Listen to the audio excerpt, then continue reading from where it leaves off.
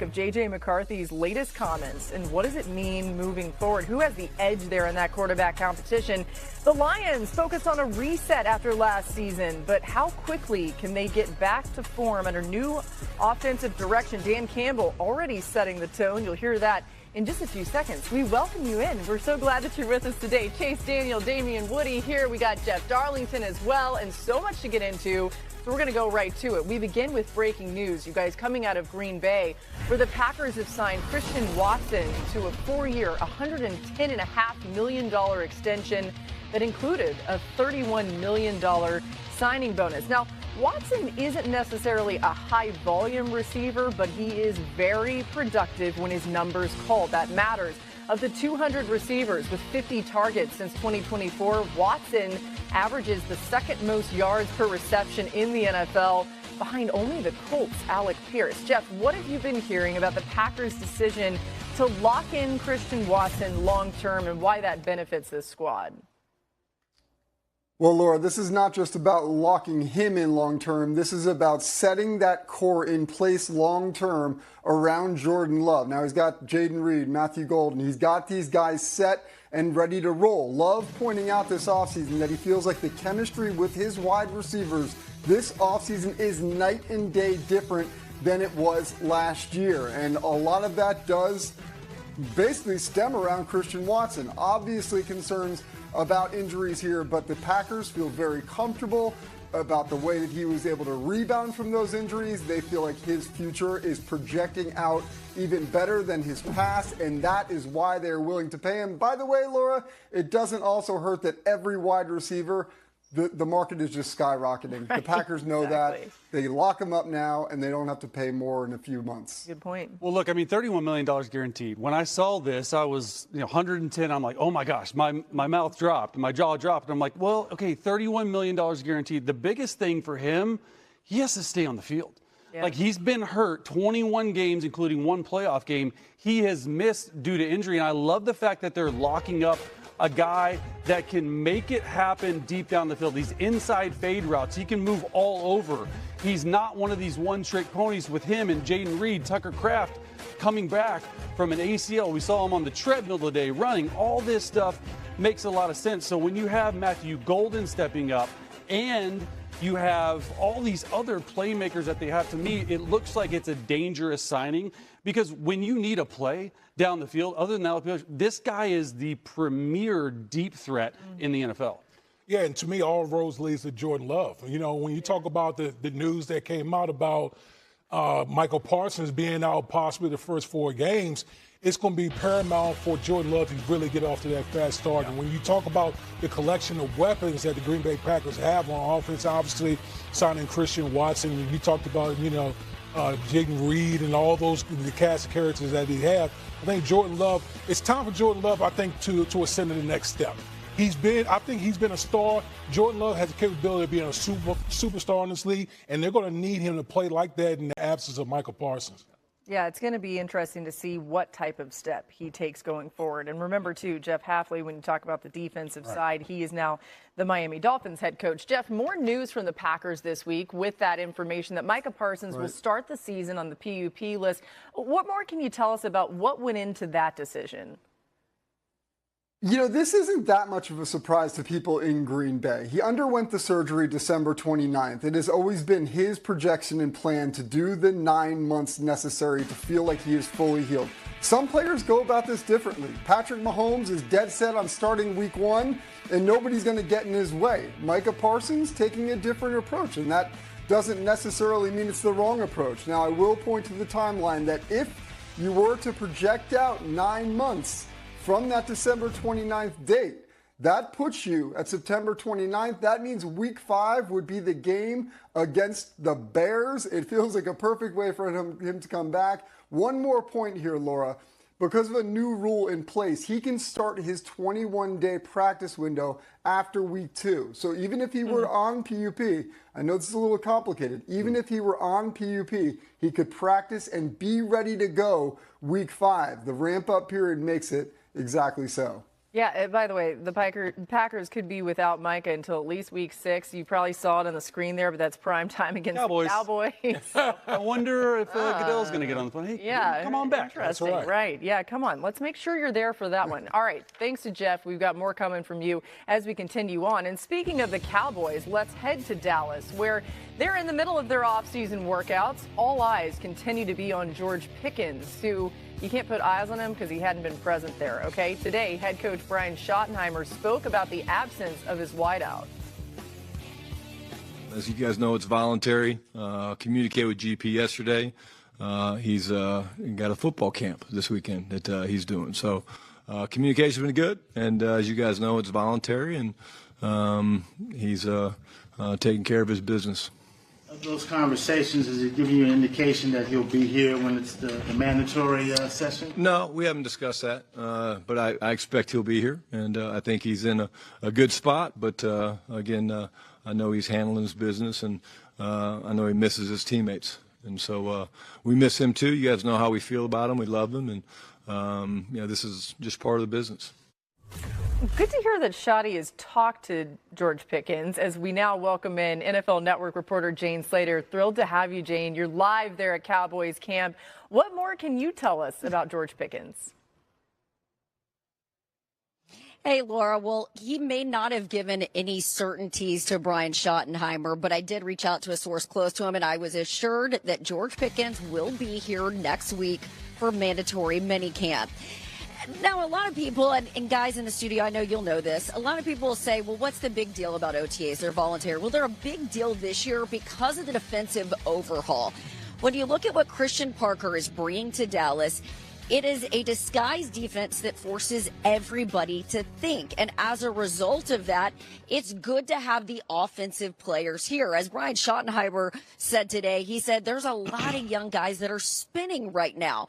But still, CeeDee Lamb says he's working out with him. He looks good, and he has no complaints as it goes for that. But in terms of this defense, he had a few thoughts on some of the challenges he's already seeing in practice. It's annoying. It's been annoying to prepare against, but obviously seeing it in practice every day, I mean, it's kind of unique just seeing different guys communicate and being able to understand and take what they're learning from the meeting room and being able to easily translate it on the field. I mean, it's good to go against. It's very tricky, but as for offenses, we just got to play fast and get to our spots. You know, as one former player told me, the big thing about having everybody here this week is this shared sacrifice. In fact, it was 92 degrees out there today and then started raining. So, you know, they get to do that together. But when we talk about this defense, we've seen such a changeover. I mean, we have 6 new stars on this defense. But talking to a guy like Donovan Ezeraku, who is in his second year, he is so excited about this. All these guys couldn't wait to get their hands on the playbook. And they say Christian Parker, even though he's 34 years old, he's not teaching like one or one who hasn't been a DC before. Jane, great information. We cannot wait to see when and if Pickens shows up, but it sounds like, according to your source, that we will see him. That will be fascinating. We'll see more of you as well. And Pickens is coming off career highs in catches, yards, and touchdowns last season. Cowboys offense was their greatest strength, right, in 2025, averaging the second most yards per game of any team. Also, they did a great job on 4th down and ranked top 10 in points per game. Dallas had 3 40-point games, which co-led the NFL. The issue has been the defense, right? Jane's talking about how they're going to fix a lot of that. A lot of chains there on. We were trying to figure out what can't hide that money value. What do you think? Can't hide that money. Price that out as. Oh man, that's a lot. I don't know anything about. $500,000. It looked like it. That's heavy. He's heavy out there. Hey, listen, he's wearing it well. Grill, too. So George Pickens, obviously a big reason for the offensive success, and he hasn't been out there in the voluntary work. But how important is it for Dallas to have him out on the field during minicamp? I mean, it's minicamp. It's OTAs, right? You want to have your stud guys out there, but contract dispute, all this sort of things, I understand it. I get it. The biggest thing with George Pickens in this offense under Brian Schottenheimer is him and CeeDee Lamb complement each other so well. The biggest reason why George Pickens was able to have the season he had last year was because of CeeDee Lamb. He was isolated one-on-one.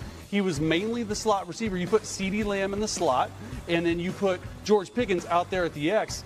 I mean, you can't double them both. And that's a reason why Dak, in my opinion, at times last year played like the best quarterback in the NFL for many weeks in a row. This was not the problem, like an offensive problem, why they didn't make the playoffs. It was defensive problem. Now you go out and you get Caleb Downs among many other moves. Right. I like it. Pickens is a huge part of it, but it is OTAs. Like it's like glorified shorts and helmets. So everyone just take a calm Dan down. Campbell said the other day it was like pajama party Yes, practice. it is. They got the timing down. They're going to be good. Exactly. Listen, what a luxury to have the continuity that the Dallas Cowboys have on offense. Obviously, you talk about the transition on the defensive side, and there's going to be some things going on, some errors, and Jane even talked about how guys' heads were swimming. Yeah. Well, when you have an offense that can score with anyone, that gives you some leeway defensively to kind of work the kinks out and really get into form. And we know with this Dallas defense, they're going to be multiple to switch it to a 3-4 style defense. They're going to be attacking. I would say the biggest thing from a defensive perspective is they got to be able to stop the run. You know, as much as the Dallas Cowboys have loaded up on guys that can rush your passes, I always say you have to earn the right to rush your passer, and it's going to be critical for them to be able to stop the run this year. They got to get off the field, too. That's the biggest thing for them. Like, third down percentage wasn't great. Get that offense back on the field, run the football some more with George Pickens, and throw it down the field, man. And Jeff, I'm curious. We've seen 2 wideouts get paid this week. Do you think those payouts impact Pickens' willingness to play on the tag at all? No, I don't. I think that this still is on track to be a pretty peaceful, amicable situation through the summer. George Pickens knows exactly what the market looks like at the wide receiver spot. And I'll say, having been in Dallas during the draft when they were actually discussing this Pickens situation, they made very clear to him that they weren't going to negotiate a long-term deal. And Pickens still came to the facility and signed that franchise tag. The idea of him missing OTAs, really much ado about nothing at this point. He's essentially saying to the team, you can't have your cake and eat it too. You can't use your device on me with the franchise tag and expect me to also go to these voluntary workouts. And I don't think that that's a dramatic move. I think that that's just a good business one. And in this situation, it basically wipes out any chance of injury. This is just one more day that George Pickens can focus on himself. My sense in Dallas was the rare offseason where the drama really isn't coming to the surface. We'll see if that stays, Laura, but for now, it does feel like that. Famous last words there, Jeff. You might have just jinxed it a little bit. You see it on the screen. Voluntary OTA. We're blaming Jeff if it ends up getting dramatic. Cowboys minicamp June 16th through 18th. Again, Jane's reporting from a source that she told us is that you will see George Pickens there. So we'll keep an eye on that. And, of course, we'll have all the coverage right here. We're just getting started today here on In Action NBA Finals. We got some football, too, okay? Busy week at Steelers camp, signing tight end Darnell Washington to a 4-year, $42 million extension yesterday. Linebacker Nick Herbig to a 4-year, $100 million extension earlier this week. Both moves signaling the Steelers' focus on locking in their young talent. But we're now joined by our Steelers reporter, Brooke Pryor. What's up, Brooke? You were at camp this week when all these deals came together. You're a big part of reporting all of it, as always. What more can you tell us about the Steelers' decision to lock in on these players and build this roster? First of all, there are all these deals going on. I can't believe none came my way because they were just handing them out like candy. What's going on? But the Steelers spent $142 million this week. That is a lot of money. It would be a lot more if they let those guys hit the open market because of what free agents are getting paid, and particularly what these two guys could get paid. They are unicorn players. There's no one like Darnell Washington in the NFL. He's built like a tackle. He can catch the ball like a wide receiver. He can run over a guy like a running back. And so to get him for $42 million, $21 guaranteed, he's going to be a big piece of Mike McCarthy's offense. He doesn't just have to be a red zone target. He can also be a blocking tight end. He could do a little bit of everything. And then Nick Herbig has not had a full season as a starter in the NFL, yet he's been incredibly productive when he's been on the field. he's getting paid starter money because the Steelers understand how valuable he is and how valuable having a three-man rotation at outside linebacker can be. And I know there was a lot of smoke about Alex Highsmith didn't come to mandatory minicamp the day after Nick Herbig gets that deal. That was unrelated. Genuinely, truly, he's under the weather. There is no holdout. The guy that's going to do that is not Alex Highsmith. Right. And by the way, I don't think the Steelers are done. Joey Porter Jr. was having a little bit of a hold-in this week. Could he be next? Also, Keanu Benton. He shares an agent with Nick Herbig, who that agent was there yesterday when Nick Herbig signed his deal. Maybe it was a little 2-for-1 special. Hey, only the inside scoop that you can get from Brooke Pryor. Now, I think part of this answer may have to do with Darnell Washington, but what is the key for Mike McCarthy to make this offense go this coming season? I think the big thing is explosives. You know, the lack of explosive plays, particularly in the passing game. When you talk about Aaron Rodgers, think about this. Last time we saw Aaron Rodgers in a game, he was just getting shellacked by the Houston Texans defense, running for his life. That defense does that to a lot of people. Does it to a lot of people. But here's what I will say. Number one, protection. Number two, Aaron Rodgers got to push the ball down the field. Yeah. I mean, you're talking about dead last in air yards and the most passes at or behind the line of scrimmage. Listen, I love Yak just like the next person, but like I need explosives down the field. And Chase, you know this, man. Like it is so hard to go on 12, 13, 14 play drives in this league and score. You need explosives to help your offense out. Yeah, and that's why I'm like I was talking to you before the show. I'm pretty bullish on these Steelers. Like their core is locked in. Michael Pittman, DK Metcalf, Jeremy Bernard. I think is the rookie from. I think he's going to have an extremely versatile year. And you look at all three of those guys. All three play different parts in the offense. The biggest thing, like you were saying, you got to throw the football down the field at some point. You just watched the Texans specifically shellacking, like you said. When they were playing Rodgers, they were just sitting on everything. Right. Like use DK Metcalf in the middle of the field.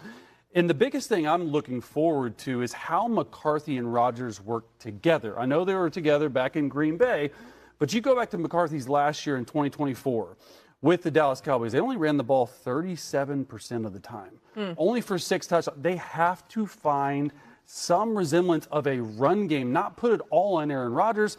And then you look at that offense in general, very static, right? Rodgers wants to be at the line of scrimmage in a 2x2 set or a 3x1 set and just barking orders. You can't do that. You got to put them under center. You got to have play action. I like this Steelers team. I think the defense will be better, but you have to spread them out, but also get big with Darnell Washington and multiple things.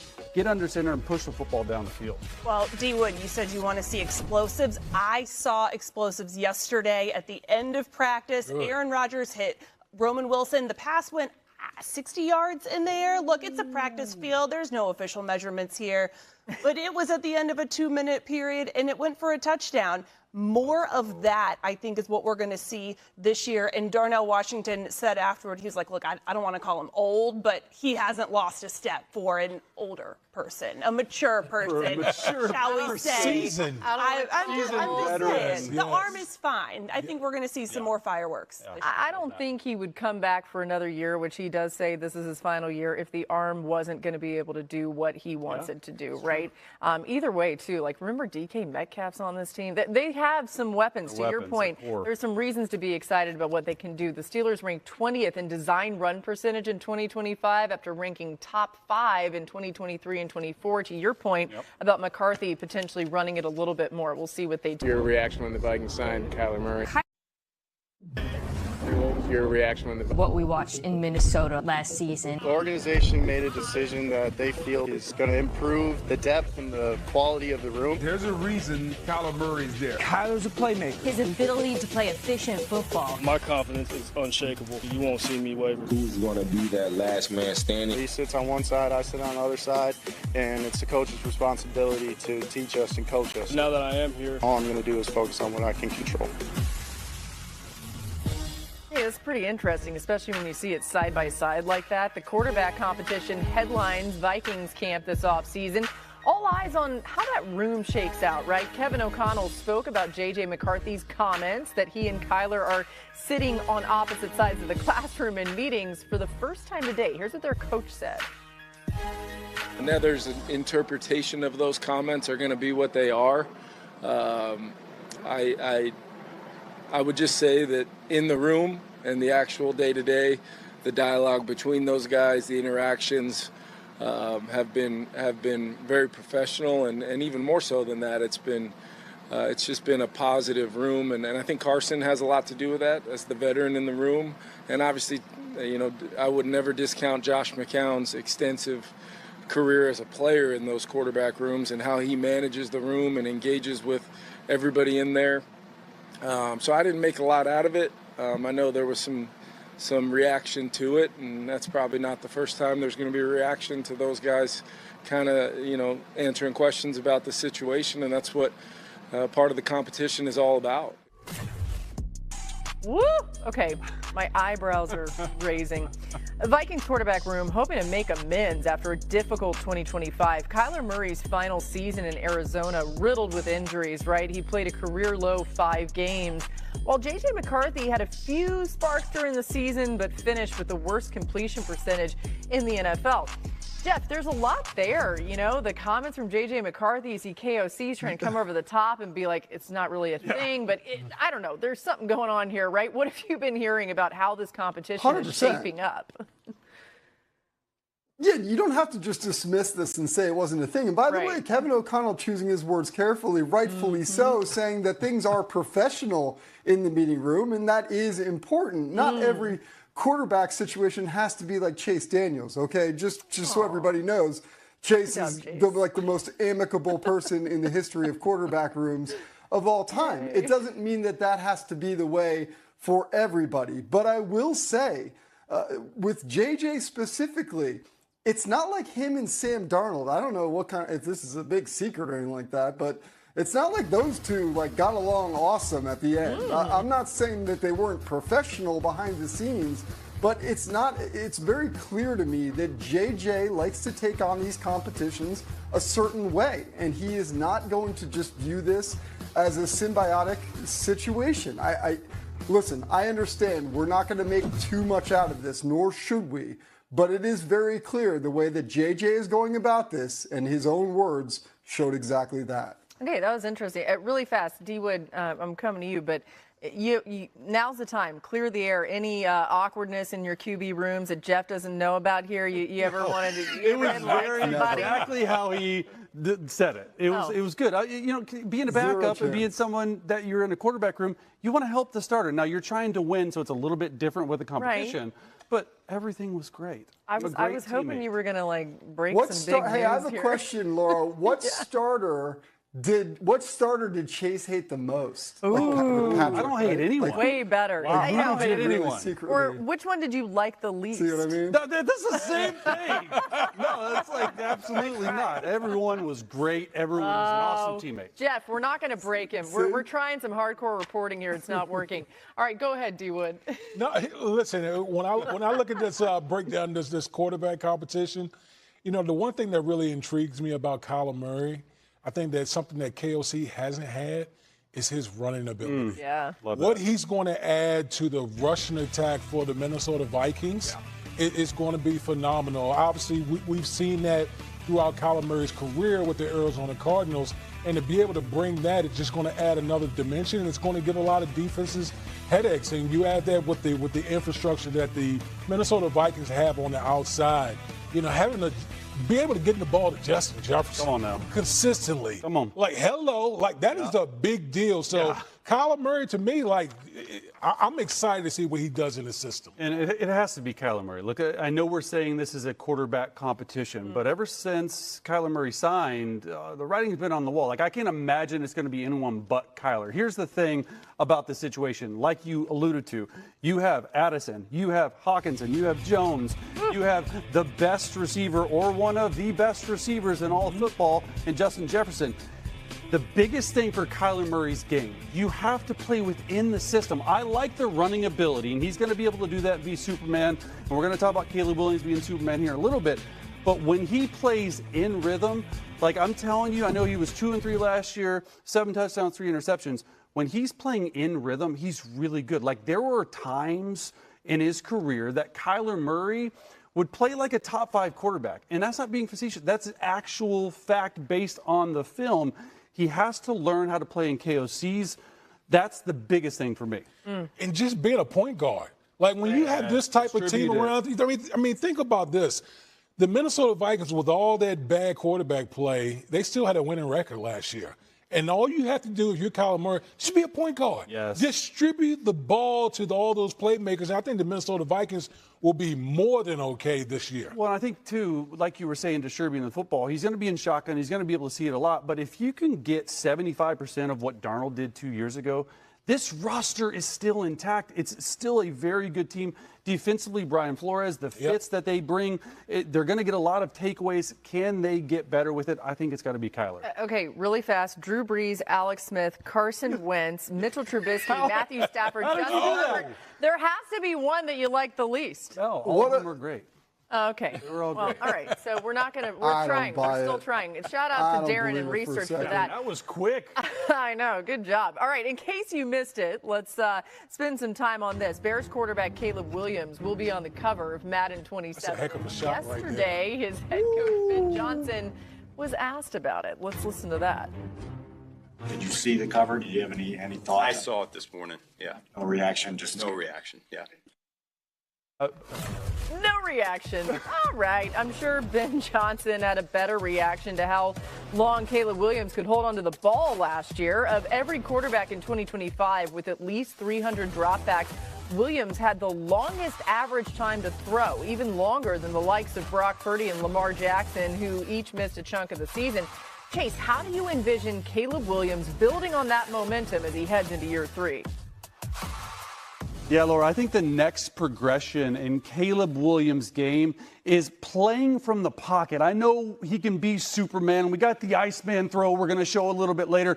But with Caleb Williams, it's all about progressions. What does that mean? Well, can you go from 1 to 2 to 3? This is in the playoff game. This is a big time down. There's about 6 minutes left in the game. What they're going to end up doing here on offense is pretty simple, right? We call it a 3-level vertical read. There's an out route that's shorter. There's a corner route right here, and then what we call a pylon route, right? So you're having to read this entire area. So let me pause this at the top of the drop. Look at this pocket. That's what you want. When Caleb Williams has a clean pocket, he is really, really good. Now the read right here, all right, you want to be able to read this guy from a clean pocket. If he jumps down, pretty simple, you're going to throw this pylon route for a touchdown. However, he sort of plays it pretty well, this defender right here. So I'm going to find this guy, Roma Dunze, right here in a tight window throw. This is what I want to see on time, in rhythm. He took 44 less sacks than he did a year ago. A perfectly thrown football to get them in a goal-to-go situation. Here's probably one of my favorites. This is a play that we've been running since Kansas City Chiefs days. It's a pure progression play. You're going to motion down DJ Moore right there. He's going to come on a shallow cross. Okay, your tight end is going to have a post route, and then your running back's going to have a sit route. So it's a little bit of a triangle read. Mind you, this is with 1:47 left in the fourth quarter with them trailing. So what do? You're going to go out there, look at the clean pocket. Again, right, a little bit more space in the pocket to throw. Mere mortals would take this check down. It's wide open. He says, not so fast. I'm going to look this player down here, and then we're going to throw this bender versus cover 2 safety look for a huge play and a huge completion. So when you have a really good pocket, you're able to make these throws. And then we had to do it, Lauren. What do you like? The Iceman throw. He's on the cover of Madden. This is it from the back view. You're going to get pressure right here from this overload side. So they're not going to be able to block it correctly. This isn't on schedule. This is him being Superman. Never a good feeling when you have a guy coming right through the A gap unblocked. So what does he do? Goes to his left, and if I'm any good, I'm going to be able to pause this right when he... Iceman, right there. Look at this. There's nothing there. It's just Caleb Williams all the way around. Iceman throwing it on the run. We know he can beat you so many different ways. And look at the throw, right? Pocket progression, pure progression throws for Caleb Williams. We know he can be Superman. Can he beat you from the pocket? Just What was your first reaction to that? Yeah, I mean, good for them. You know, I mean, they've won it now, right? Sarcasm. Love him. Yeah, exactly. According to the numbers, though, he's right. ESPN Analytics has released its preseason football power index. Guys, it's June.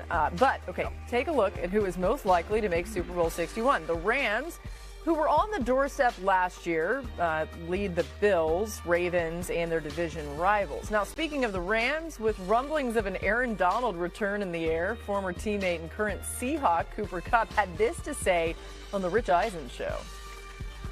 That's all. I already texted him and told him that he's not allowed. So we're good. Oh, wait, what? Pardon me? What happened? No, I just texted Aaron and said, yeah, I said, don't even think about it. And I just left it at that. So we're good. I'm not worried about it because he's not. So I told him you stopped I already nipped it in the bud. No one has to worry. It's all set. All right, so yeah, fans everywhere like, thanks, Cooper. D-Wood, what's your message to offensive linemen if they had to go up against Myles Garrett and Aaron Donald? Be afraid. Be very afraid. Oh, no. Yeah, listen, it's like the Avengers kind of getting back together here. And, you know, we always talk about how you have to game plan people. Well, obviously, Myles Garrett, you have to game plan. You get a fresh, healthy Aaron Donald, even at his age, will still cause havoc. So it's like, who do you double team? Yeah. Who do you double team? Because it's not even just about those two. They got other players, you know, along the defensive front. So that would be a scary proposition. Let's stay in the NFC West. The 49ers with a 12% chance to make it to the Super Bowl.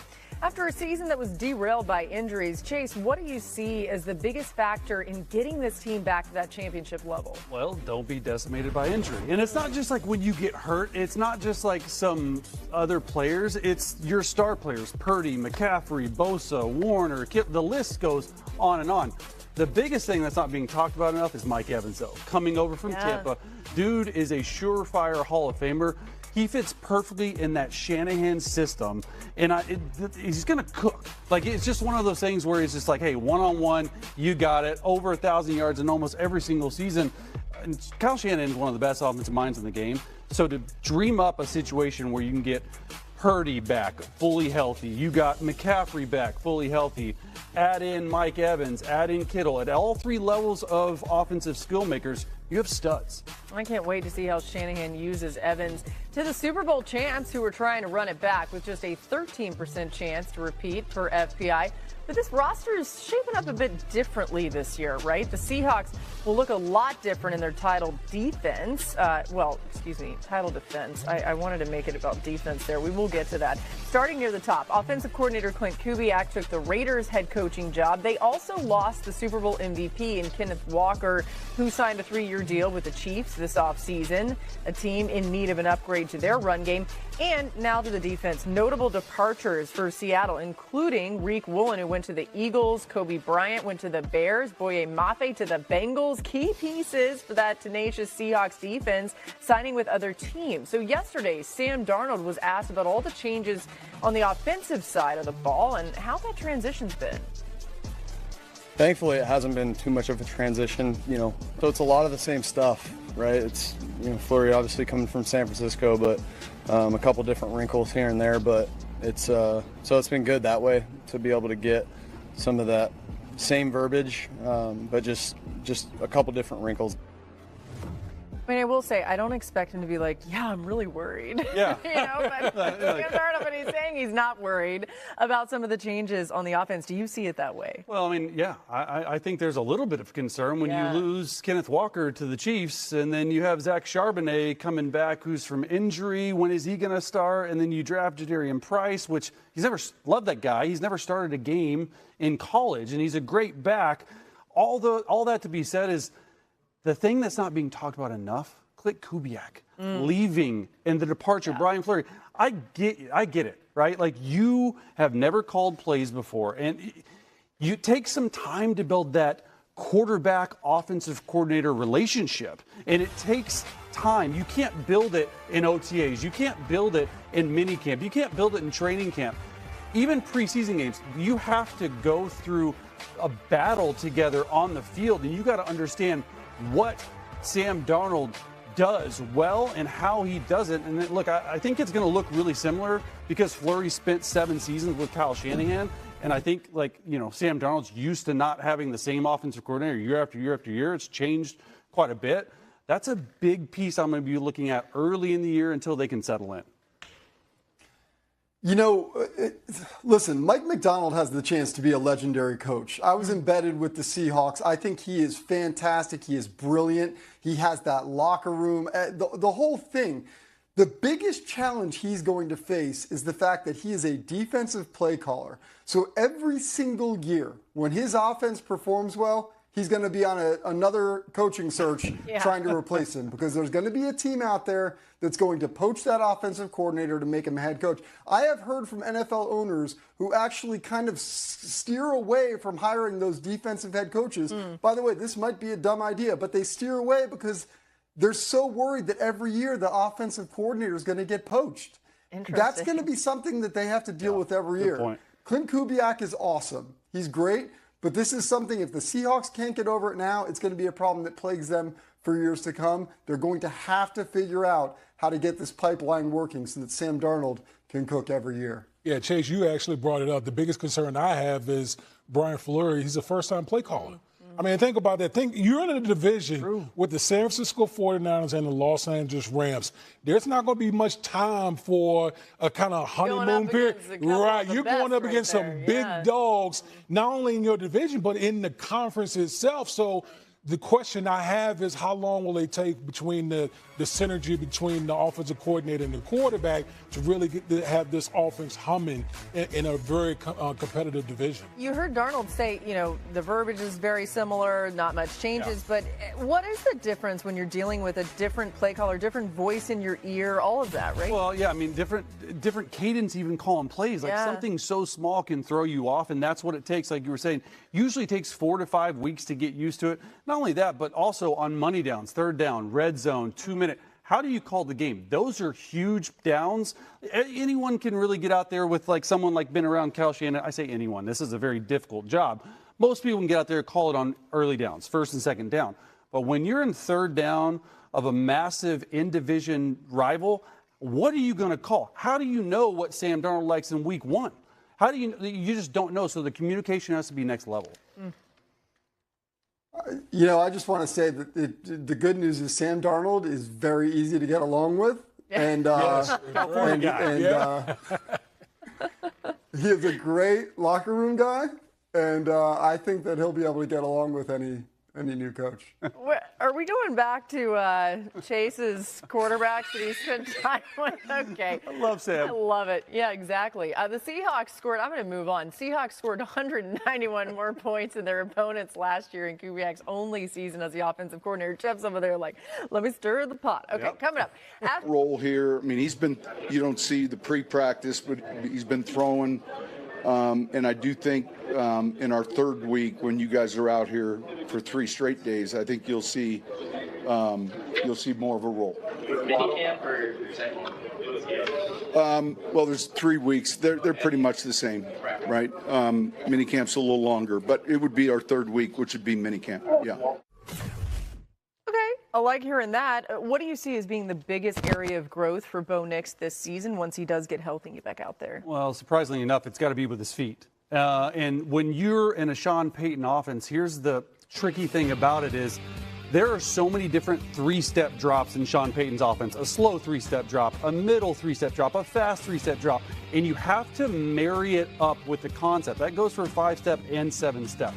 It took me, when I was with Sean, at least 2 full years under the system and playing to be able to marry up my feet with the concept. What you saw last year at times, he got ahead of himself. Too much fast feet in the pocket, and I think that really he struggled with that. Yeah, it's interesting. Nix was very eager to keep it moving last year. He threw the most passes in the NFL outside the pocket. Yeah. So we'll see if that development continues to happen for him. Lions back on the field for OTAs today, looking to reset after a frustrating finish last season. So what's the formula for a bounce back in Detroit? Well, Dan Campbell spoke earlier today and says it starts with one thing. everything here starts on the ground on offense. It will always start on the ground.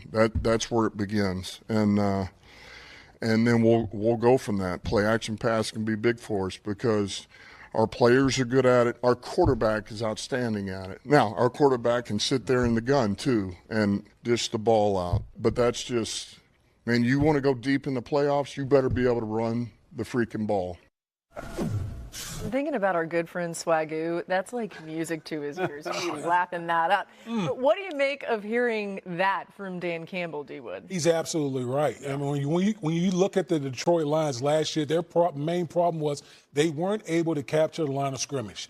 Not like prior years. That was one of the things that really set them apart was their ability to dominate the line of scrimmage. They couldn't do that. Then they go out in the draft, they go get Blake Miller, the tackle out of Clemson.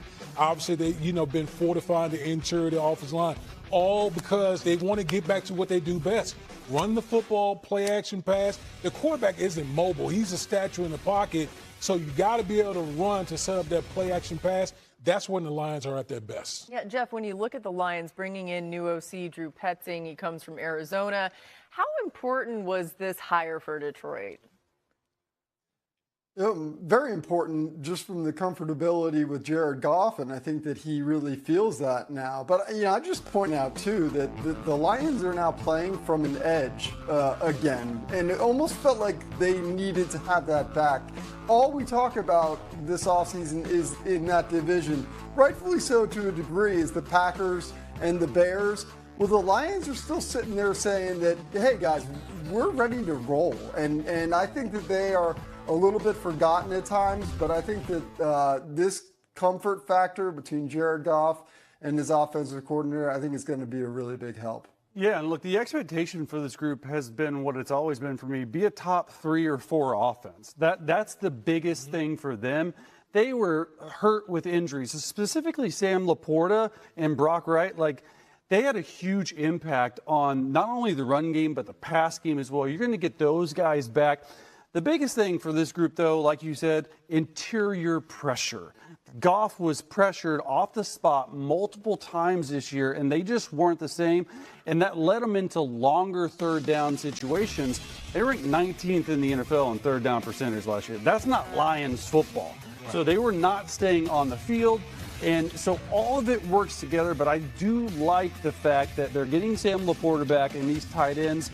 They're going to do a better job on the interior offensive line. It'll be interesting to see how Petzing, the offensive coordinator, moves the pocket maybe a little bit more to shore up that interior of the offensive line. Yeah, you mentioned that the Lions had their fewest third down conversions since 2021. Not normal. That was their first season under Dan Campbell. You're right, not Lions football.